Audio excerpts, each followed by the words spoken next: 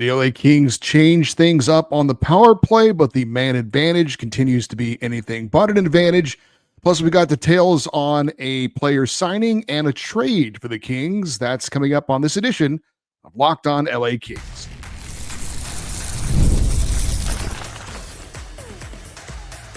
You are Locked On Kings, your daily podcast on the Los Angeles Kings. Part of the Locked On Podcast Network, your team every day. Hey, Kings fans, welcome to Locked On LA Kings, part of the Locked On Podcast Network, the #1 sports podcast network, your team every day. Thanks for making Locked On LA Kings your first listen every day. We are free and available wherever you get your podcasts and on YouTube. Today's episode is brought to you by FanDuel. So if you want to be right in the middle of the action this season, visit FanDuel.com and place your NFL live bets all season long. I'm Eddie Garcia, your host of Locked On LA Kings. I've worked in sports media for the past 30 years. Also one of the co-hosts of Locked On NHL Game Night, a nightly podcast and YouTube show that wraps up the night in the NHL, and a passionate LA Kings fan for over 30 years. The LA Kings signed a player, made a trade, and played a game on Tuesday. We'll get to the signing and the trade coming up later, but we start with game number 26 of the NHL regular season, the second of 4 straight home games for the Kings, coming off a 2-1 overtime win over the Vancouver Canucks. This one was another low-scoring, hard-fought game, but in the end, the Kings fall to the Washington Capitals 3-1, and once again, LA's special teams were not all that special. As for the game stats in this one, Capitals get the 3-1 win. Shots on goal were even 25 apiece. Power play, Washington 1 for 2, and the Kings 0 for 2. Faceoffs favored the Capitals 53.1% to the Kings 46.9%. Hits favored the Caps 20-13. Block shots favor Washington 21-5. And we look at those stats after every game. Sometimes they tell the story, sometimes they don't. I will say the block shot stat in this one, there were a couple of moments that those block shots led to Washington Capitals scoring chances, including what turned out to be the game-winning goal. So sometimes those block shots and those hits and those things like that aren't that big of a storyteller, but in this one, that does tell part of the story. But the big takeaway from this game, look, this was a battle of two teams struggling on the power play. Also, two very good defensive teams and two very good goaltenders. But going into the game, I thought if one of these teams scores a power play goal, that's probably going to decide the game. And that's exactly what happened. The Capitals score on the power play. The Kings did not. The Kings also, well, they didn't allow a shorthanded goal, but just like the last game against Vancouver, when the Canucks had a player score on a breakaway coming out of the penalty box, the Kings had a 2-on-1 with the player coming out of the penalty box after a blocked shot, and that ends up to what would be the game-winning goal. Is this a horrific loss for the LA Kings? No. The Capitals are a very solid team. They're playing well right now. They've won 5 in a row. They're, like I said, they're a good defensive team. They've got a good goalie. I was not surprised at all that this was essentially a 2-1 game. The Capitals got an empty net goal late to make it 3-1. But the Kings clearly are having offensive issues. The attention to detail has to be better, and they're putting themselves in situations where the margin for error is very, very small. The Kings did not play a bad game in this one, but when you lack the offensive finishing ability, you have to play close to a perfect game to get 2 points right now. The Kings did not do that. I'm going to make a bit of a shocking statement here because going into this game, I was actually excited to see the Kings power play. And I was hoping they'd get a couple of power plays in this when they did. If you didn't know, the news came down on Sunday that the Kings were changing up the power play lineup, something that was obviously overdue, in my opinion. They did pretty much what I said that they needed to do, and that's not, believe me, it was not a big revelation on my part. There were plenty of people who felt like this was something they needed to do. But they put Brandt Clarke as the quarterback on the #1 power play unit, and they put Brian Dumoulin on the second power play unit. For Clarke, It was mostly a positive, but there was one unfortunate moment we're going to get into detail coming up that led to the game-winning goal. The Kings had 2 power plays. They didn't score on either of them. But I do think both power plays looked noticeably better. I understand the results are the same, but look, at this point, we're looking for any positive signs at all. And I don't know. I maybe I'm looking for something to be happy about when it comes to the Kings power play, but I thought that it did look better with the 2 defensemen running things. Afterwards, head coach Jim Hiller was asked about the power play. He said, quote, "Well, they scored 1 and we scored 0, and they scored on the other side, so you can't feel very good about it. They moved it around, so that part of it was good. I thought the group with Dumoulin, the puck was moving, looked like there was some action there in front of the net. That part was good, but in the end, we gave up 1 basically on our power play, and I would say that was probably the difference." End quote. So yes, he's right. Even though there were some positive signs in the end, it was the special teams that ended up hurting the Kings in this one and the reason why they lost. Now, another thing that stood out from the start of this game, and it was so obvious. Jim Fox was talking about it on the broadcast. Jared Stoll in between periods was talking about it. Believe me, I was saying it to myself, and I'm sure you were too if you're watching this game. The Kings did not have a shot mentality to start this game. Now, the legs were there. The energy was there. I thought the intensity was there. The Kings were skating hard. They were competing, but they weren't getting shots on goal. They only had 3 shots on goal in the opening period, but they had many more chances to get shots on goal, and they were either waiting too long to pull the trigger, and then that led to maybe a shot being blocked, or they were overpassing. It was pretty obvious. Kevin Fiala did it a few times. Andrei Kopitar did it a few times. There were chances to get shots on goal, and they weren't pulling the trigger. And when you're not scoring goals like the Kings clearly aren't right now, that's a bad idea. That's a bad strategy. And I'm not suggesting when I say it's a bad strategy that they were instructed to do this. But it was pretty clear in between intermission, the coaching staff was saying, guys, we have got to put the puck on net. We can't hesitate. We can't wait. We can't look to make special plays, even though, sure, the Capitals are a good defensive team. They're making it hard on us. They got a good goaltender, but it's got to be a lot more aggressive towards the net with pucks and bodies. And the Kings did respond in the second period, 15 shots on goal, and then 8 in the third period. So it was much better after that opening period. But it needs to be that way from the opening faceoff. I mean, the Kings know better than anyone. They're not scoring a lot of goals right now. So that just has to be the mentality from the start. And if you end up scoring a few after that, if you get a lead and then you want to maybe, build on that by making an extra pass here and there, fine. But to start the game, the way the Kings played in the second period was the way they needed to play in the first period. Maybe it would have led to a goal. Maybe not. We won't know. But that's got to be something that's emphasized going forward. And they should know this already.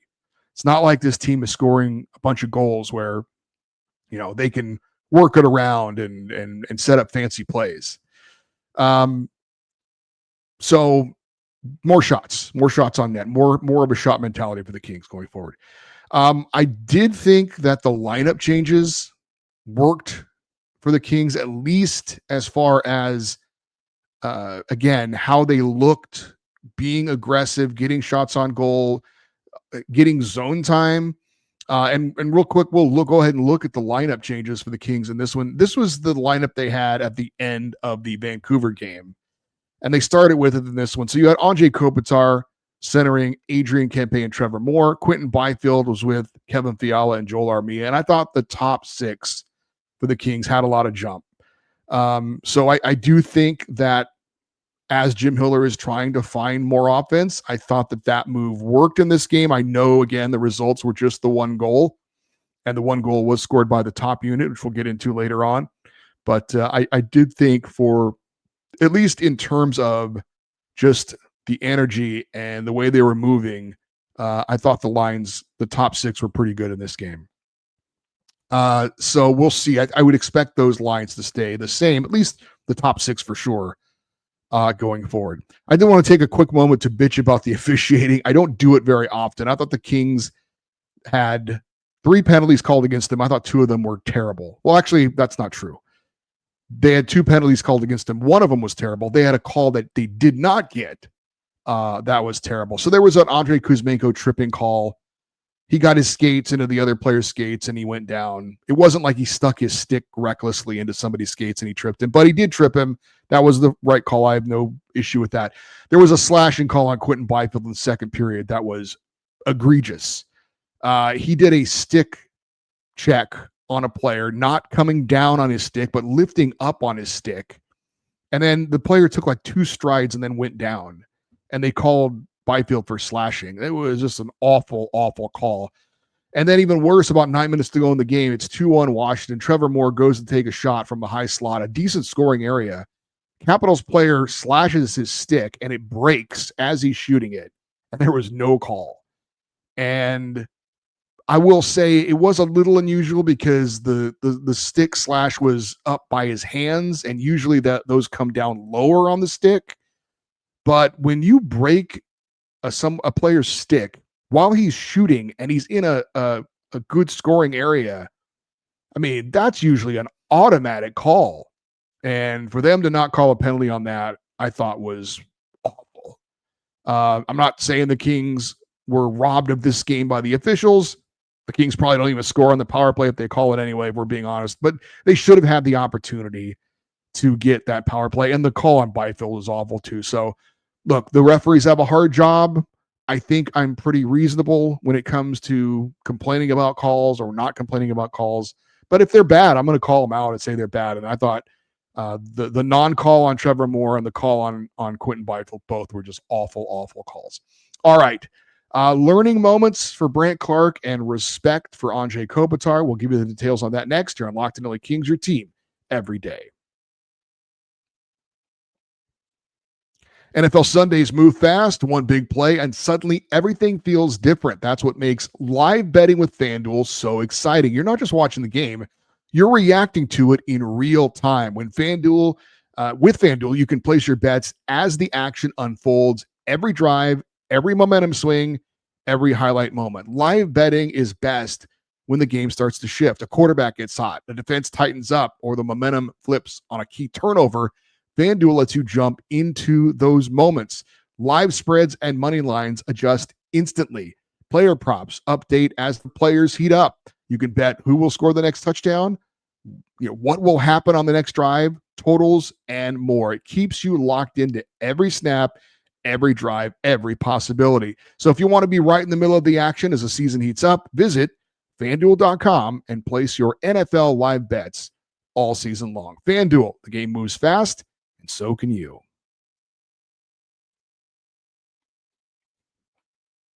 Let's check in on some of the individual performance of the Kings in their tough 3-1 loss to the Washington Capitals. We start, of course, typically with the goaltender, and Darcy Kemper, I thought, had another strong game. He allowed 2 goals on 24 shots, and when your goalie allows 2 goals, you should win those games most of the time, at least get a point out of it. According to naturalstattrick.com, both of the goals that Kemper allowed were on high-danger chances.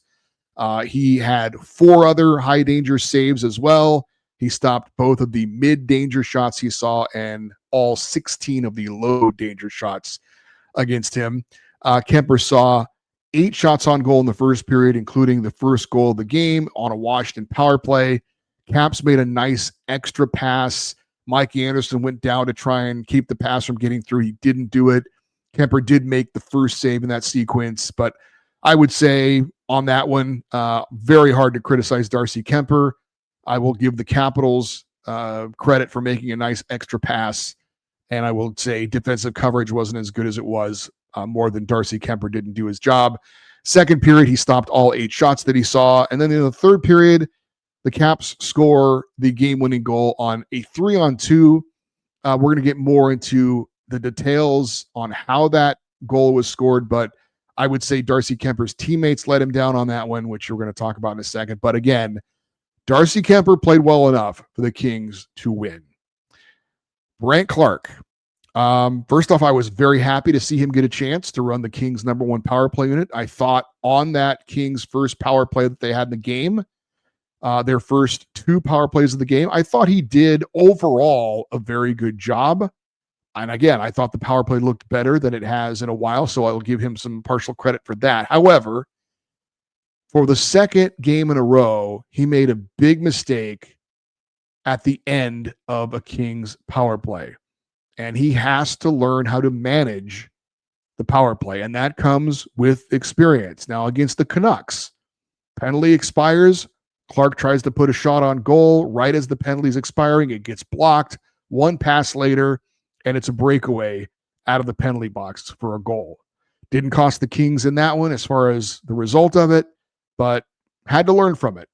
Apparently didn't, because the second power play for the Kings in this one, right at the start of the third period, it expires. Clarke again puts a shot towards the net as the penalty is, the power play is expiring. The shot gets blocked, leads to a 2-on-1 the other way, then a 3-on-2 as the player coming out of the penalty box jumped into the play, and the Capitals end up scoring the game-winning goal on that one. So let me start by saying, at the beginning of the season, I was a very strong advocate for Brandt Clarke playing second pairing minutes and running one of the power play units. And I said, whatever growing pains come with that, I'm willing to accept them. And I stand by that. However, there still has to be growth. There still has to be learning from those mistakes. So 2 times in a row, Brandt Clarke has been unaware of the situation. And twice he's made the same mistake, and twice it has burned the Kings. So you can't just give up possession as a power play is expiring. And I'm not suggesting he just gave it to the other teams, but I'm saying you have to make sure that that's not a turnover or a block shot in that situation when a player's coming out of the penalty box, and that player can hurt you if possession is taken over by your opponent right at that time.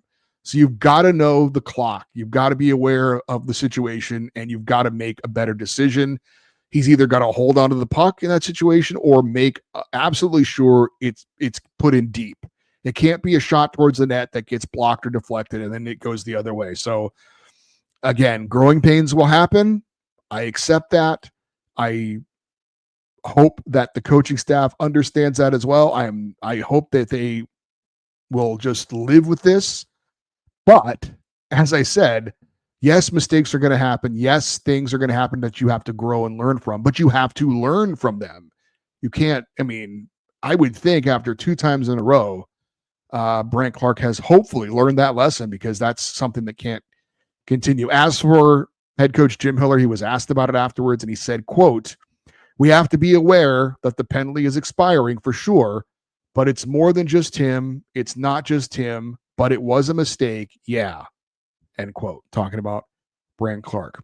So when he says it's more than just him, he's not saying it, but he's saying it's Kevin Fiala. And Clarke made the mistake to start it, but he didn't have any help as well. And look, Kevin Fiala is not a great defensive player, but in that situation, he was in a position where he needed to skate back hard and take away the trailing option in what turned out to be a 3-on-2. He skated back. The effort was, he was there, but he did not put up much of a fight as far as preventing that player from scoring on the extra pass. He's got to do a better job than that, period. Yes, Brandt Clarke made the mistake, but your teammates also have to help pick you up when those moments happen, and Kevin Fiala did not do that. Now, Kevin Fiala did not play a terrible game, but that was an unacceptable moment for him. Brandt Clarke made a mistake. He needed to help him out. He didn't do it. The goal is scored. That's the game winner. So while it was one mistake for Brandt Clarke and one mistake for Kevin Fiala, again, when you're not scoring goals, you can't have those mistakes, because they will cost you, as it did for the Kings in this game. I did want to mention Brian Dumoulin. I had wondered who would run the Kings' second power play unit Would it be Dumoulin? Would it be Joel Edmondson? Turned out to be Dumoulin, and I thought he did just fine. Had a minute, 12 seconds of power play time on that second unit. And this is a player who's played 731 career NHL games. He's got 0 power play points. So he's clearly has very limited experience on the power play. That said, if you didn't know that, if you just watched this game and were asked, what do you think about that defenseman on the second power play unit, you would have said, it seems fine. So at least for this one game, I thought Brian Dumoulin did a really good job. Did want to mention Joel Edmondson. Speaking of the Kings defense, he had a big clean hit along the boards in the second period. One of the Capitals players took exception, dropped the gloves. Edmondson obliged, did a fine job holding his own. The Kings are not the most physical team in the NHL, so it was good to see Edmondson deliver a good, clean, hard hit and then answer the bell for it as well.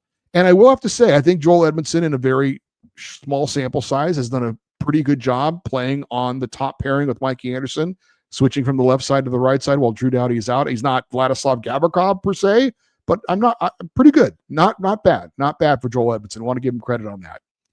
As for the Kings' goal, Adrian Kempe gets it on a nice 2-on-1. Good finish, redirect on a great pass for Kempe, his 9th goal of the season and his team-leading 23rd point.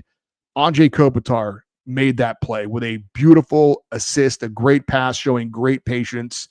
That's career point number 1,292 for the captain. 15 points away now from passing Marcel Dion to become the LA Kings all-time leading scorer. And great respect from fellow captain Alexander Ovechkin for the Washington Capitals.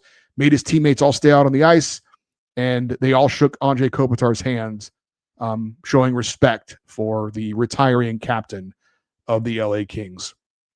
Real quick stats in this one. Adrian Kempe gets the lone goal. Kopitar and Trevor Moore had the assists.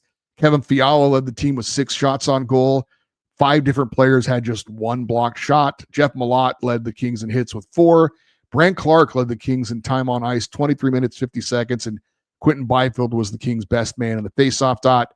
He won 5 of 10 draws.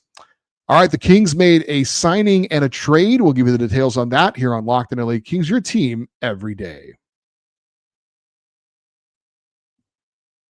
When I'm hydrated, everything just works better. My focus, energy, mood, even my skin. That's why I've been using DripDrop. It's doctor-developed hydration that keeps me running at full power no matter what my day looks like. DripDrop isn't your average sports drink. It delivers 3 times the electrolytes and half the sugar of the leading brands using a science-backed formula trusted by medical professionals, firefighters, and over 90% of top college and pro teams. It actually tastes amazing. My go-to flavor is fruit punch, and it's become my secret weapon for staying sharp and energized through long days. Hydration has become non-negotiable for me.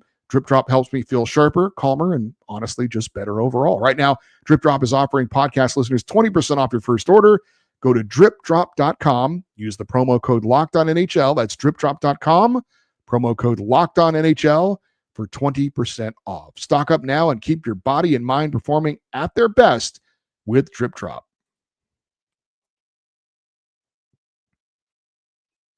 The LA Kings had some business on Thursday before their game against the Capitals. They had a signing and a trade, and we are going to start off with the signing as the Kings inked forward Samuel Helenius to a 2-year contract extension.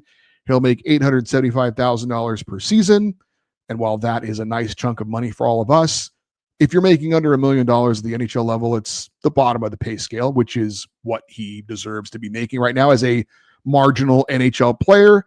Helenius was going to be a restricted free agent after this season. 6'6", 200-pound forward, just turned 23 last week. He's been on the Kings roster all season, but only has appeared in 3 games. No points so far on the season. He has appeared in 53 NHL games, all with the Kings. He's scored 4 goals with 7 points. I think he's in an interesting situation where I don't know if he would be better served maybe being in the AHL with the Ontario Reign, getting the playing time since he's not playing with the Kings. You could also argue he's practicing against pros. He's getting instruction from NHL coaches. It's, there's a good and bad with both of the situations he finds himself in. I'm sure if you ask him, he's more than happy to be in the NHL regardless of his role. But he is an intriguing, bottom 6 forward for the Kings. for the future. Certainly still developing. He needs to be a lot more physical, in my opinion, to find a regular role in the NHL. He's going to have to use that body and that size. He needs to be a little bit more aggressive. We've seen him fight occasionally. He hits occasionally, but it's got to be a lot more a part of his game, in my opinion, for him to eventually be an NHL player and in the lineup, in the bottom six role, night in and night out. We'll see if that happens for him or not. There was a trade made by the Kings. They sent forward Akil Thomas to the St. Louis Blues for forward Nikita Alexandrov. I'll be honest with you, I'd never heard of Nikita Alexandrov before this trade, but he's 25 years old. He's 6 foot, 190 pounds. He was born in Germany. He has played in North America since 2017, 3 years of junior hockey in Canada. He did play a year in Finland. And then since 2020, he's been in the AHL with some NHL time, 51 career NHL games, all for the St. Louis Blues, with 3 goals and 9 points. He was a second-round pick of the Blues in 2019. Last year with the Springfield Thunderbirds in the AHL, he had 21 goals and 49 points.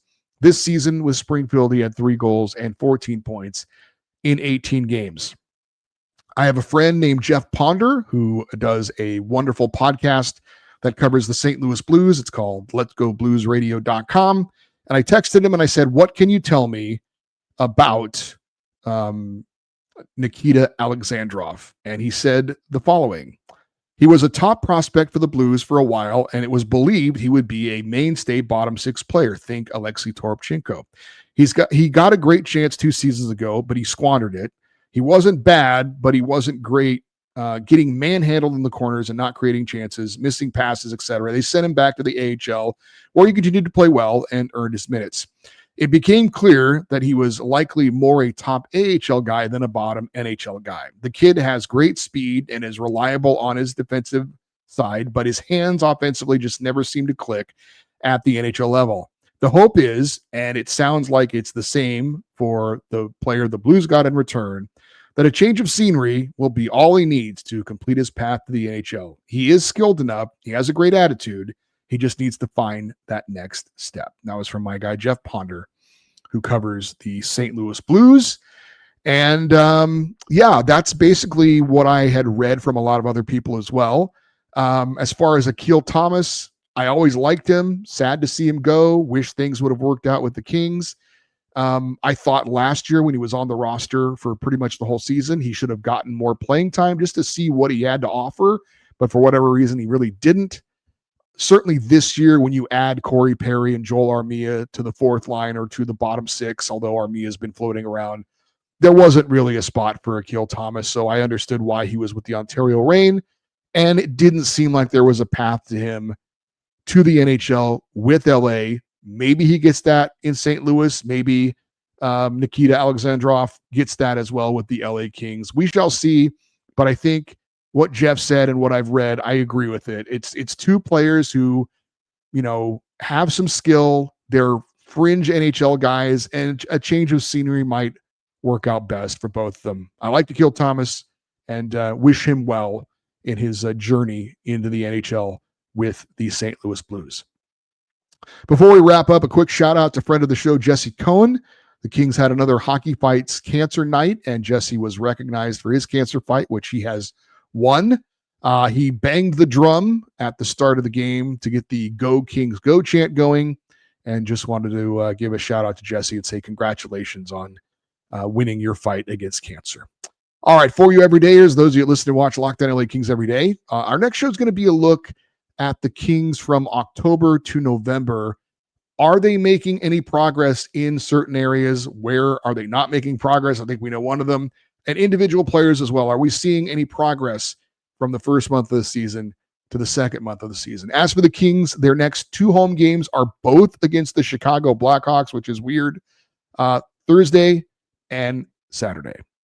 All right, if you want to get an email into this show for our fan feedback show at the end of the week or for anything else, lockedoneddie@gmail.com is the email address. You can always post your thoughts if you're watching on YouTube in the comment section. We appreciate that. And we'd love for you to stay connected with the show on social media, X, Twitter, Instagram, TikTok. We are at Locked On LA Kings. Thank you for making Locked On LA Kings your first listen. For your second listen, Check out Locked On NHL Game Night every game, every night until a Stanley Cup champion is crowned. To get local analysis on a national scale, find NHL Game Night on Locked On NHL on YouTube or wherever you get your podcasts. I'm Eddie Garcia. Thanks for listening and watching this episode of Locked On LA Kings, part of the Locked On Podcast Network, your team every day. Have a great rest of your day. We'll talk to you next time. And as always, go Kings, go.